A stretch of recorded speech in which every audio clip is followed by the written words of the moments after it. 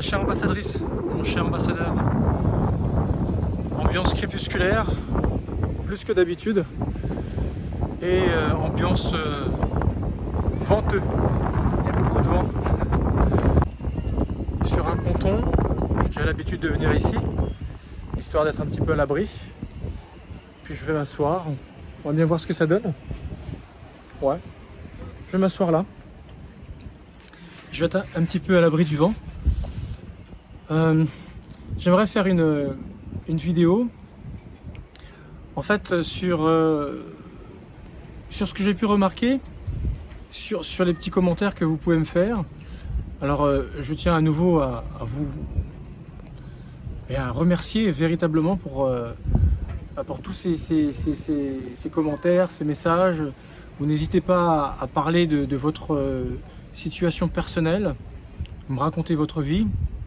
Et pour moi, je prends ça avec beaucoup de respect et merci de me faire confiance.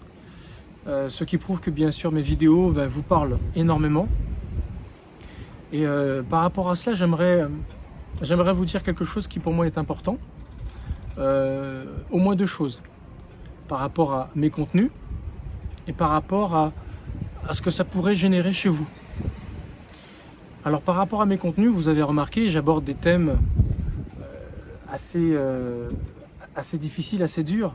Il s'agit quand même de manipulation, de perversion narcissique, des relations toxiques, le chantage affectif, enfin tout ce qui touche aux relations humaines qu'on peut trouver soit dans notre vie privée, dans notre mariage, notre vie conjugale, dans notre vie de famille, celle qu'on construit ou celle d'où on vient. Ça peut être nos parents, ça peut être notre fratrie, ça peut être nos relations professionnelles, amicales. Voilà, ce sont les relations humaines d'une manière générale. Et on sait pertinemment à quel point c'est difficile et douloureux lorsque nous vivons des situations difficiles et compliquées. Donc les termes que j'aborde, c'est véritablement, voilà,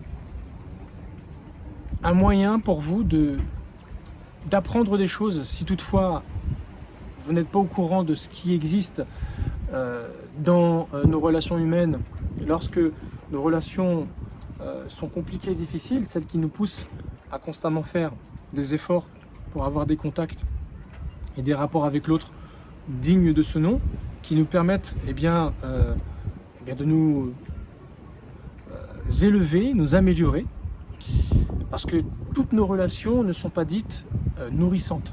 Je t'avais déjà dit dans une vidéo qu'il existait deux types de relations humaines, celle qui va nous nourrir et celle qui va nous obliger à faire des efforts pour nous améliorer, où souvent on aura de l'opposition en face, on va devoir défendre ses idées, on va devoir se faire entendre raison, on aura cette tendance à vouloir que l'autre change beaucoup plus que nous. Et souvent c'est dans ce type de relation que nous nous trouvons. Alors tu vois, j'ai envie de te dire que c'est pas normal d'avoir ce type de relation dans la relation sentimentale et amoureuse. Qu'elle soit dans la famille, qu'elle soit dans le cercle amical, professionnel, c'est tout à fait normal.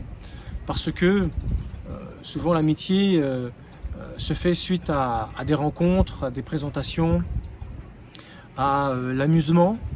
On se retrouve par rapport à une activité qu'on apprécie et du coup on apprend à connaître d'autres personnes qui partagent cette activité. Il n'y a pas vraiment une recherche forcément sur l'individu. Mais par contre, lorsque tu te mets en couple, lorsque tu aimes sentimentalement une personne, c'est dommage de se rendre compte que notre relation avec cette personne, elle ne nous nourrit pas. Au contraire, elle nous enferme dans quelque chose qui nous oblige constamment à être dans l'opposition. Et c'est ça qui est dommage. Donc tu vois, mes vidéos, elles sont là pour t'ouvrir les yeux. Si jamais tu ne connaissais pas les relations toxiques, le spectre du pervers narcissique et sa façon d'opérer, parce que tout le monde n'a pas forcément un certain recul, une certaine analyse par rapport à cela, et donc c'est pour ça que mes contenus s'adressent autant à ceux qui ne connaissent pas et qui ont besoin d'apprendre, mais également à ceux qui ont déjà un data, qui ont déjà une certaine expérience, et j'ai envie de dire même à d'autres qui sont sortis de de ce spectre, de ces relations compliquées qui ont réussi à transcender. J'ai envie de dire que c'est pour tout le monde, mais ceux qui me suivent régulièrement, c'est que quelque part ça doit leur faire énormément de bien.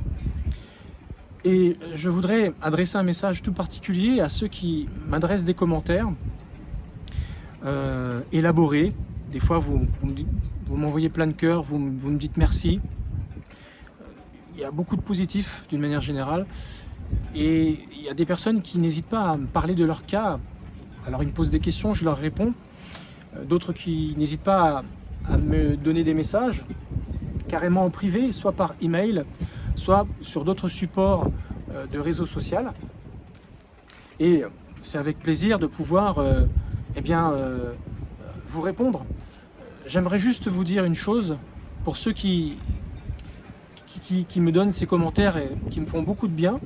Alors vous n'êtes pas toujours d'accord avec moi, et puis c'est tout à fait normal, on ne peut pas partager toujours les mêmes idées, vous défendez les vôtres, vous me suggérez des choses, vous me donnez un point de vue différent, et j'apprécie énormément.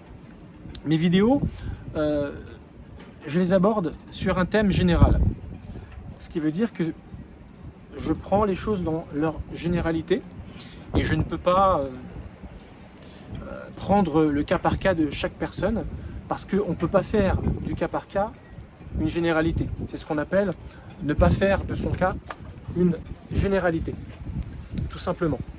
Et bien sûr, quand ça se passe comme ça, je m'arrange toujours à ce que on reste dans le thème général, pour que ça puisse interpeller un petit peu tout le monde, que tout le monde puisse se sentir concerné, sans forcément avoir un data dedans.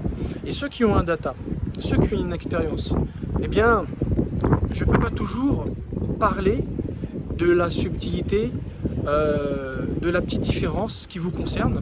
Et c'est pour ça souvent vous me dites que vous n'êtes pas forcément d'accord, que vous ça s'est passé comme ci comme ça, qu'on ne peut pas voir les choses d'une certaine façon plus qu'une autre. Et c'est pour ça que je vous fais passer ce message. Mes thèmes restent généraux. On ne peut pas faire de la généralité un cas particulier, et encore moins d'un cas particulier une généralité. C'est pour ça qu'il y aura toujours des aspects isolés, différents. Et c'est très bien de me le dire, mais dans mes vidéos, je ne peux pas forcément en tenir compte. Voilà. Ça, c'était la première chose que je voulais vous dire. Et la deuxième chose que je voulais vous dire, c'est souvent, je me rends compte que les personnes me font des commentaires en s'impliquant dedans par rapport à leur histoire. Et souvent, leur réponse, on sent qu'il y a encore de la douleur. On sent que ça a beau être passé, que ça appartient à votre passé douloureux, mais que la manière dont vous m'en parlez, on sent que vous en parlez avec une certaine forme de douleur. Et j'ai envie de vous dire, si vous parlez de votre passé qui ont un rapport avec les thèmes que j'aborde dans mes vidéos, toujours avec un data douloureux, c'est parce que souvent, c'est le temps qui est passé sur votre histoire qui a tamisé vos douleurs, mais vos douleurs sont toujours présentes. Il suffit d'un thème, comme j'aborde dans mes vidéos, ou d'un mot, ou d'un contexte, d'une situation que vous apprenez sur telle ou telle personne pour que ça ravive votre douleur passée. Et c'est pour ça souvent que ça vous fait certainement réagir d'une certaine façon. Voilà pour quelle raison souvent je ne me permettrai pas d'intervenir dans votre partage qui traite de votre histoire personnelle. Parce que je respecte, on a tous souffert si on est concerné. Et notre souffrance, elle est différente. On ne peut pas se comparer dans la douleur. Il y en a certains, ils vont vivre de petites choses et ça va être terrible, un déchirement.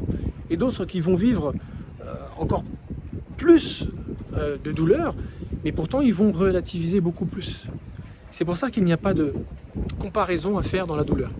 On ne peut pas faire un concours de victimisation de la douleur que lorsqu'on vit cela, on devrait se sentir comme ça, et quand on vit cela, non, peut-être plus de cette façon. On ne peut pas faire ce genre de choses, parce que la douleur appartient à chacun, et elle n'est pas vécue de la même façon, tout simplement.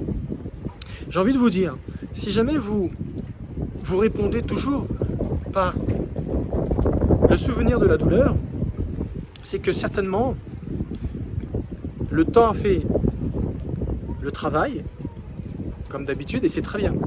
Mais que peut-être ce qu'il a manqué, c'était, à l'époque, quelqu'un qui a pu s'approcher de votre problématique avec les détails que vous pouvez lui apporter, mais vous aider à voir votre situation d'une façon différente. Essayez bien sûr de travailler sur vos émotions les plus profondes pour vous en débarrasser, les émotions négatives, en tout cas de l'aspect actif de ces émotions négatives. Mais également, bien sûr on ne se débarrasse pas des souvenirs, mais on peut se débarrasser de l'aspect actif des souvenirs négatifs. Mais le souvenir demeure, mais s'il n'a plus de substance négative, ça reste un souvenir comme n'importe quel autre souvenir. Et peut-être ce qu'il vous manque, c'est justement ce travail qui vous aurait permis de devenir la meilleure version de vous-même. Et devenant cette meilleure version de vous-même, eh bien tout simplement, vous ne pouvez plus parler de la même façon de vos douleurs et de votre passé, étant donné que les émotions enfouies, incrustées, tamisées par le temps, ne sont plus, tout simplement. C'est souvent cela qui manque. Alors j'ai envie de vous dire, ceux qui ont un certain âge, la quarantaine, la cinquantaine, la soixantaine de passé, il n'y a pas d'âge pour devenir la meilleure version de soi-même. Tout comme il n'y a pas d'âge pour se remarier et de trouver l'âme sœur. Il y en a qui le trouvent souvent à 60-70 ans, après peut-être 1, 2, voire 3 unions passées, qui n'ont pas marché, ou qui leur ont permis tout simplement de vivre leur vie, de faire des enfants, d'en refaire d'autres avec une autre personne. Et finalement, quand vous faites le bilan, vous vous dites « j'ai pas l'impression d'avoir réussi ma vie sentimentale, même si j'ai aimé des gens, j'ai aimé des personnes, mais avoir trouvé la personne qui correspondait à mes valeurs hautes, j'ai envie de vous dire, cela, ça peut se faire et il n'y a pas d'âge pour cela. Ne perdez pas pied, ayez confiance. D'ores et déjà, je vous préviens que très prochainement, je suis en train de travailler sur ce projet parce que j'ai constaté, je me suis rendu compte qu'il existait trois profils de personnes qui ont vécu et qui ont souffert au travers des relations toxiques. Ceux qui sont toujours la tête dans le guidon et qui ne se sont toujours pas rendus compte de ce qu'ils vivent, même s'ils ont compris qu'ils souffraient, qu'il y avait quelque chose de pas normal. C'est des personnes souvent qui ne savent pas trop où elles sont et elles ont besoin qu'on leur ouvre les yeux. Et pour ces personnes, je vais créer justement une approche de leur problématique au travers d'une formation en ligne qui va les aider à mieux constater, vérifier, comprendre leur situation pour mieux s'en sortir. Le deuxième type de profil, ce sont des personnes qui ont fait un bout de chemin, qui ont essayé des accompagnements à droite à gauche, une psychothérapie, mais qui ne leur a pas permis d'aller jusqu'au bout de la démarche, de s'être véritablement retrouvés au travers de qui ils sont vraiment, qu'ils n'ont pas véritablement réussi à comprendre, mais quelles étaient leurs valeurs qui leur permettaient justement de rencontrer véritablement les bonnes personnes dans leur vie, autant sur le plan sentimental que sur le plan purement amical et professionnel. Souvent, ça change complètement une vie. Le fait de savoir avec qui on est censé s'entourer, vivre, pour que l'harmonie totale puisse être constamment présente. Et donc, pour ces personnes également, il y aura une approche, une formation en ligne, premium, tout ce que je propose, ça sera du premium, qui vous permettront de mieux apprendre à vous connaître et de savoir pourquoi vous avez un passé aussi douloureux, et pour surtout vous éviter de continuer de raconter votre vie au travers de vos douleurs, mais plutôt au contraire d'essayer de les transcender. Et je vous assure qu'à ce niveau-là, il n'y a vraiment pas d'âge. Et le troisième type de profil, ce sont des personnes qui sont déterminées, qui ont compris qu'il y a quelque chose qui n'allait pas, et elles sont déterminées, motivées, coûte que coûte, pour pouvoir s'en sortir, parce qu'elles ont bien compris que si ça continuait, elles allaient à leur perte.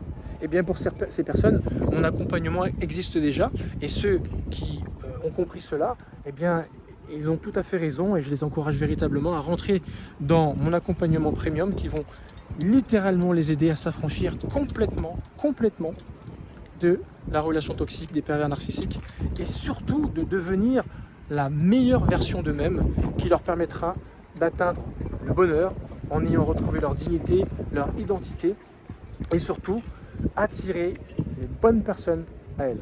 Voilà le message que je voulais te faire passer ce soir.